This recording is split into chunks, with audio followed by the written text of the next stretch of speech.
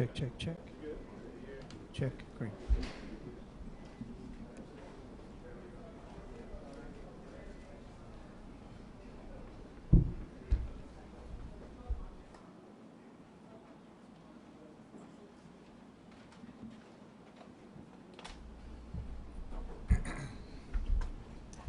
Good afternoon, welcome. Super excited to introduce Nick Nurse, the new head coach of the Philadelphia 76ers. Nick was the coach that we wanted throughout throughout the summer, and we identified him early. Obviously, we've all competed with Nick, so we're glad you're on our side now.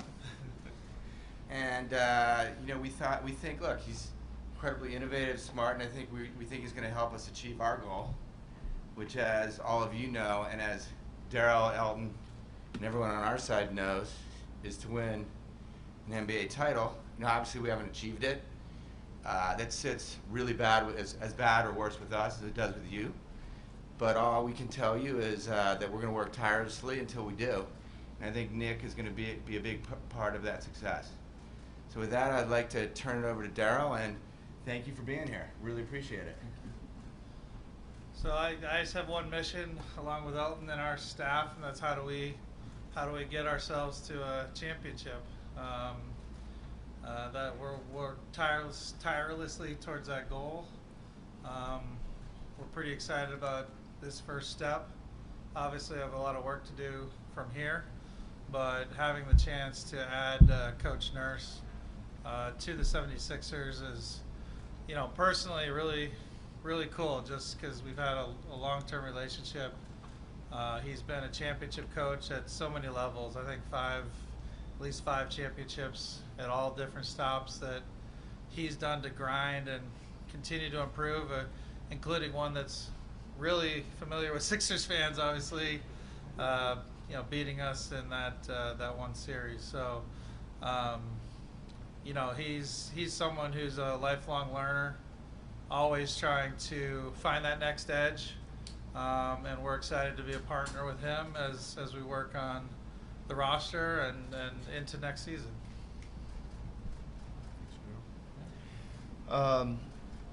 This is the first time I've been in front of the media since I left Toronto. So the first thing I'd like to say is that it was 10 great years in Toronto. Masai Ujiri and Larry Tannenbaum, Bobby Webster, everybody, they treated me really well there. It was a fascinating city, fascinating country, lots of good players, etc. So very, very grateful for those 10 years for sure. And saying that, I am super excited to be here. This is a very good team, first of all. The tradition, the city, as a sporting city, and of this organization is amazing, and I'm honored and humbled and excited to be the new head coach of the 76ers. Thank you. Hey, how you doing, Nick? Over here. What's up, man? The question I have you, I know this is a great city, whatever, but you had other opportunities, Milwaukee and Phoenix. What was the one thing that stood out to you with this roster? And I know Joel Embiid, but the one thing that made this the perfect job for you? Well, there's several things you're evaluating. First of all, I know it's a good team because I'm in the trenches trying to battle you guys a lot, and a pretty good rivalry, right? We saw each other a lot in playoffs and stuff as well. Certainly a big factor. And then it's I think what's most important is ownership. Just like the other side, do your research, and everything I hear is super positive. And I know Daryl and Daryl's track record of getting players and putting together a roster that can compete for the title, I think speaks for itself, and that's what made it a fairly easy decision in the end. Yep. For the next question, just a reminder your name and affiliation. Thank you. Bye, Mike. Hi, Nick. Mike Sealski from the Philadelphia Inquirer. You took some criticism in Toronto for criticizing players, at least reportedly, criticizing players in public before you had spoken to them behind closed doors. How accurate was that, and do you think that's something you need to rectify? Well, first of all, communication and relationships is the key to doing this job really well, right? And always communicate directly with the players on anything. If there's issues, or if there's schemes, or if there's improvement areas, or anything, be very direct and handle that kind of stuff one-on-one, face-to-face, sometimes in team setting. Communication is the key to being a successful head coach, and we'll continue to do that here. Go to Dan, and then Dan Gelston, the Associated Press. How you doing, Nick? How are you? You said you've been in this trenches with this team, but there's been something that hasn't quite been unlocked that's been able to get it past the second round. What do you feel that's been missing that you see when you're on the other side, and what do you feel you can bring to unlock that? How will you unlock it? Yeah, I mean, my first thought on that is this team could be playing tonight, right? I think that along with some others in the Eastern Conference that probably are wishing they were getting ready to throw the ball up tonight, and that combination of staying healthy, the ball bouncing your way, figuring out the long grind that it is to go from the start of the playoffs to winning a title, all those things, are very difficult. Like, you gotta be able to do all that stuff. And as far as the rest of it, I look at it like this way: I don't really vibrate on the frequency of the past. Like, to me, when we get a chance to start and dig into this thing a little bit, it's going to be only focused on what we're trying to do going forward. That doesn't matter. Next season, whatever's happened for the last how many whatever years, doesn't matter to me. And it is similar to Toronto a little bit, right? That be kind of a clean slate for me. Just looking forward to how we can get it done from start to finish. let's go to Gina Mizell and Paul Hedrick. Hey Nick, Gina Mizell from the Philadelphia Inquirer as well. Good to see you. For both you and Daryl, Daryl, you mentioned that you guys have a history together, obviously. Just can you take us back to when you guys first worked together with the Rockets organization in Rio Grande, maybe what that was like, and then why it made sense to reunite, basically a decade later? Well, for me, I was coaching the Iowa Energy at the time in the old D League, now the G League, as my home state. But I was interested in going to work with Daryl once we started talking. I mean, there was a lot of kind of analytical things, innovative ideas, et cetera, and that kind of really triggered me. I thought it'd be a chance for me to grow as a coach, and I can just remember some of the things leading in there. It was like, use that as like a laboratory. We're going to try this and try that, and I think that was kind of what I'd been doing. Some of the other places I'd been coaching, just trying things, and when they work, we kind of keep them in our toolbox, and when they don't work, we crumple them up and get rid of them right away. But he encouraged innovation and creativity and trying to find a better way to do things, and that's what triggered me to go there originally. Yeah. I think just thinking back at that time, we were looking for a lot of what we're looking for now in this search, which is a partner who you can define an objective and say, use their creative basketball mind to see how to achieve that, whether it be certain tactical things on the floor or certain ways to construct a roster that obviously everyone's fighting for the same cap tax type resources where you have to fit everything in. Great coaches can help you unlock players that maybe can create value that other teams don't see or can't unlock, and that's the key. It's like, how do you get these players who can help in a partnership with the front office and the coach to achieve a greater objective. Little Paulie with Don Bell. Paul Hedrick, Liberty Ballers. Nick, just you were able to win a championship your first year in Toronto. You have two teams that are in the finals right now that have a lot of continuity, that have played together, coached, have the same coach.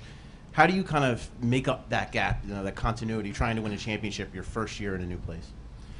Well, I think we will have some continuity on the floor, and I think that's probably the most important thing. As I study, I've studied I've studied the Sixers a lot in preparation for playing them, but as I do a deeper dive into studying them, I think it always comes down to this. I'm going to keep all the things that I think are really applicable and that they do really well. We're going to try to cut out some of the things that maybe we can improve on, and it'll kind of develop, from there. And that journey will start day one. And then it takes a bit to get to know each other, both coaches and staff knowing players and players knowing the coaches and staffs. And then we're just kind of constantly polishing and testing and moving, whatever it is, as we prepare to get to the end of April and May and then June, hopefully, right? So I like that there's going to be some continuity. We know that, right? There's going to be plenty of guys that are under contract coming back, and then it's going to be our job as a staff to try to get them up to speed and build it as we go. Yeah. I think winning a title in the first year as head coach is too hard. It probably can't be done.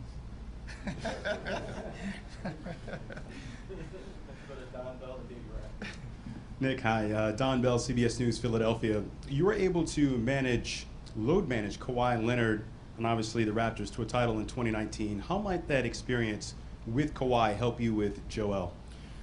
Well, I think it'll help a lot. Like you said, the 18-19 season, we went into that with Kawhi, who hadn't played in a long time, so we knew there was going to be a load management is the term. I'm not sure it was the term at the time, but we knew there was basically a plan of how we were going to, we looked at the season in totality, and this is like what we think would be a good plan, kind of break it down month by month, and then kind of like everything else, as you're going, you kind of shift the path or change as more evidence or information becomes available to you, and go from there. But I think it's almost like a subset of a season when you've got a player like that. It is a long-term, season-long vision and plan you have to put together, and then you got to kind of build it up and adjust and change as you go. But I think that going through that with Toronto in 18-19 should be very valuable.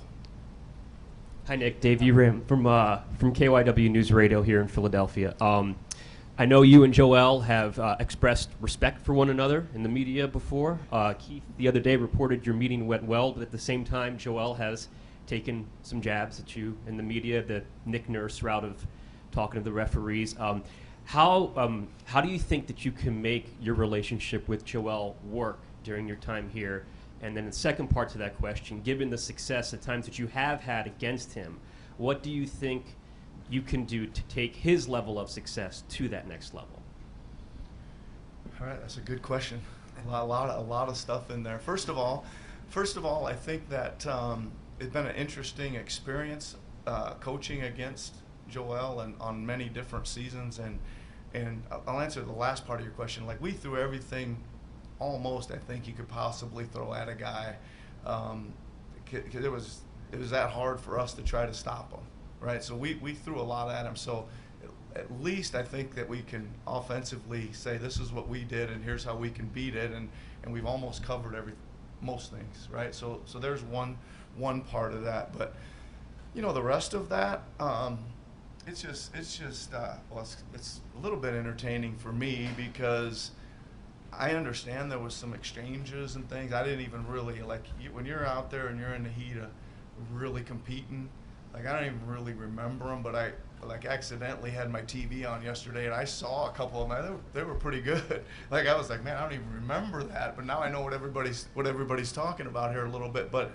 and then it kind of grew to such a for me anyway, a respect level of him. It was we'd throw one thing and literally even in that playoff series, a game later, he would adjust to it, and we couldn't do, but we kind of were banking on this, that we could do, and he'd adjust to it. So, I guess again, it was a tremendous amount of respect level for me. And then, as far as the building the relationship, listen, I think he really competes, and he really wants to be great, and just it's a collaborative effort. Like here's how do you see it? Here's how I see it. Let's figure this out, and for me, I just want to him to have as much success as possible, and that translate to team success as well. Yeah. Howard, David Murphy, then Colin Beck. Nick, Howard Eskin, Sports Radio, Where you at? IP, right Oh, here, right. right here, or to Daryl Trent Krim. But you talked about philosophies, about getting this team to win a championship. The team doesn't seem to be able to get past the second round. You figured out a way.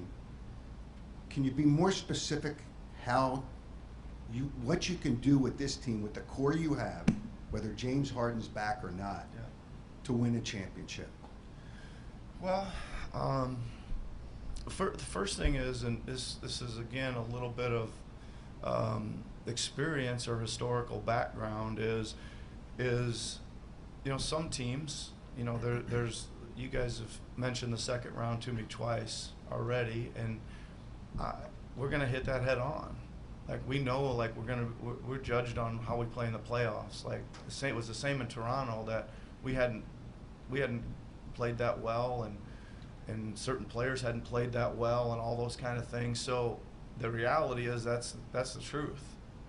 So I would imagine from day one we're gonna talk about that, and that we're gonna try to attack that. We're gonna have to face it, and we're gonna have to rise above it. That's the mentality part, I think, that you're gonna have to take, right? And then there's all kinds of other things, like can we tactically do things? Can we adjust on the fly? Can we improve as the season goes on? And that's a goal of a coach, is as you go, you want to keep getting better, and then you get to the playoffs and you're one team, and that's a 2-month-long journey, and you got to be better at the end of those 2 months. And Do you want James Harden back? Pardon me? Do you want James Harden back? James Harden's a great player. That Yeah. didn't answer the question. Well, I would say this, is that James has a decision to make, and I'd be very happy if he came back. Yeah. And Daryl, one quick question for you. You said when you were here before, when you announced relieving Coach Rivers, that you wouldn't let players be deciders and involved in the process. Well, it was reported, and obviously, apparently, there's nobody who's denied it. Joel and Nick met. So you did let players get involved in the process, and if that's the case, why? Yeah, I'd say, look, I think for a coach to succeed in this league, he has to have, like he mentioned, great relationship with his players, especially his top players. Coach Nurse has talked to all the top players on the team. So, but in terms of like the final decision on coach, that was mine.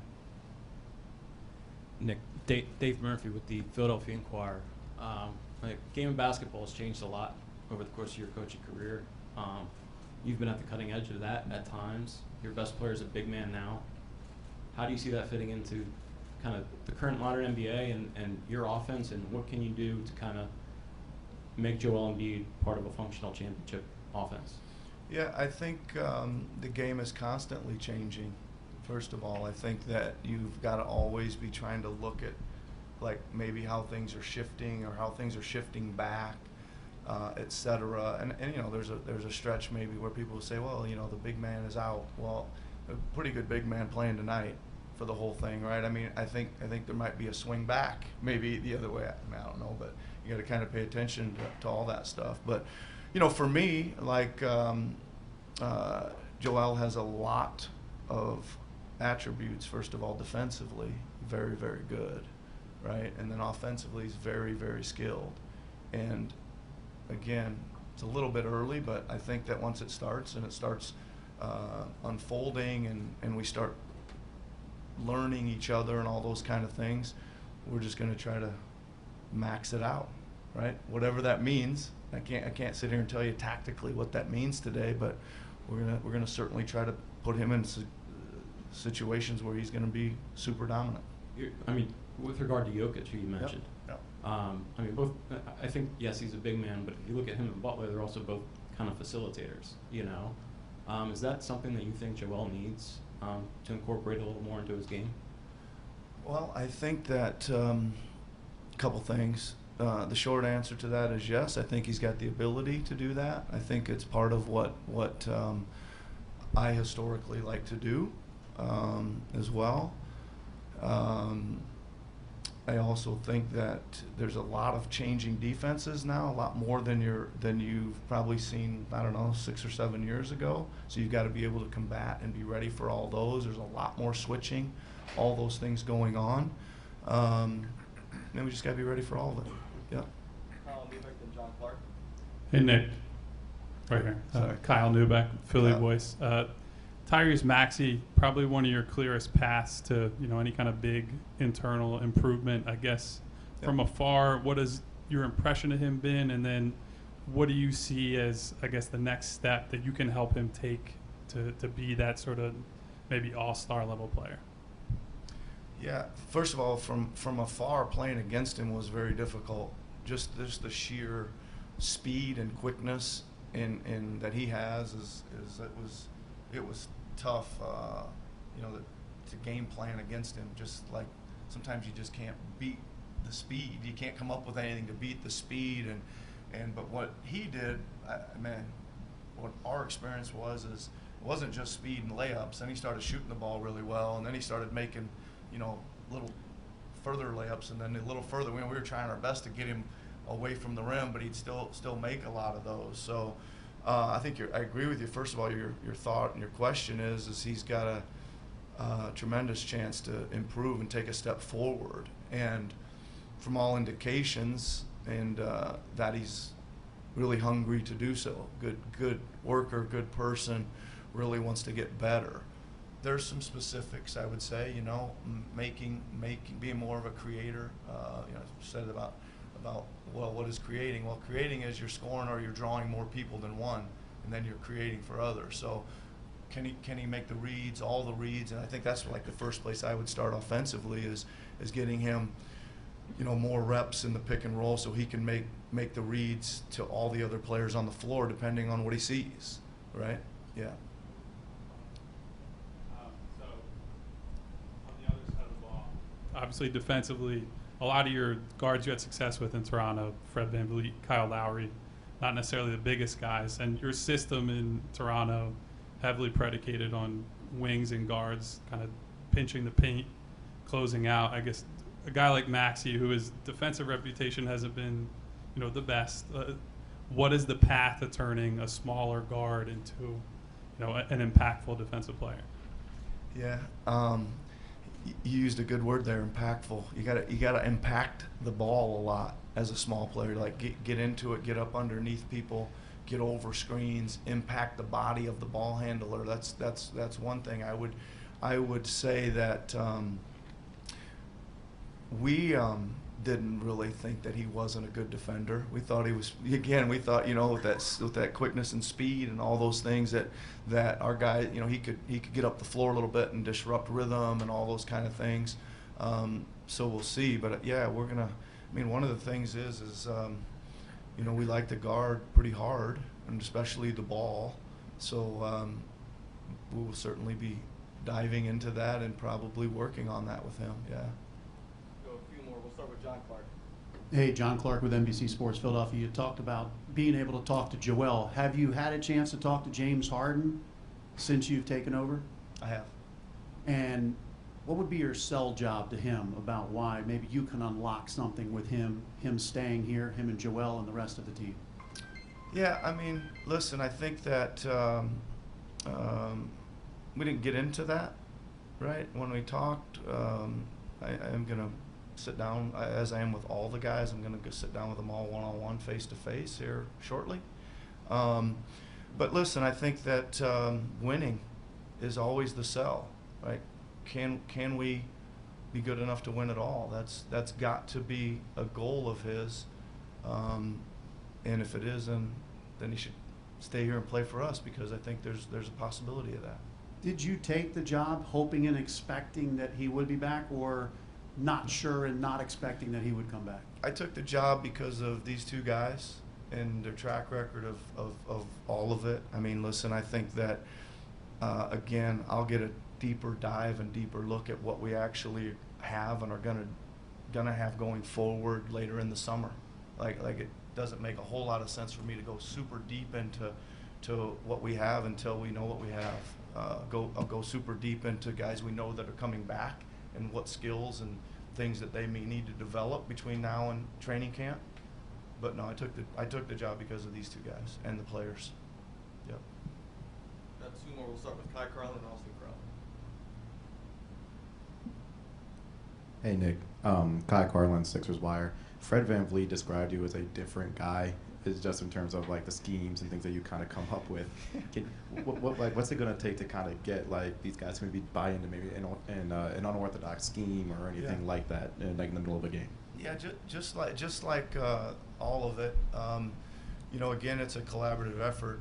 The different, unique, something they've never done or I've never done, goes to them and explain to them as to why we think it might work, and then they've got to kind of to buy it, and then they've got to go do it. And if it doesn't work and it's a really bad idea, like I said, we're gonna crumple it up pretty quick and move on to something else. But if it does, we kind of put it over here, and sometimes we call it a playoff toolbox, something we've tried that worked on a certain guy that we may need down the road. And it really starts with asking them to be open-minded. You know, like be open-minded here, and we're gonna probably do some things that you haven't done before. And I know that because sometimes we don't even as a coaching staff know what they are. They present themselves with a certain group of guys against a certain opponent in a certain situation. So it's kind of open-mindedness and a collaborative effort, really. Yeah. Hey Nick, Austin Krell, thepaintedlines.com. Obviously you're pretty new to this situation in Philly, but from what you do know about the personnel that you do have, do you envision it in more of a time to integrate defense or offense in terms of what you want to do? Well, I certainly believe in you got to play both ends, right? That both ends are really important, and I think the style that ends up being the style for the team will be based on how we feel as a staff. Like again, we like to guard. I think it's really important. Our coaching staff is going to try to put great game plans on both sides of the ball together each and every night. We want to score efficiently. I think that is always like can we create more possessions than our opponent? Can we take efficient shots? Can we have low turnovers?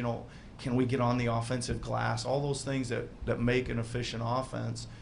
And it looks different for every team, and sometimes it looks different for the same team from season to season. So I think that's all kind of TBD. Yeah. Last question, Tim Bontemps.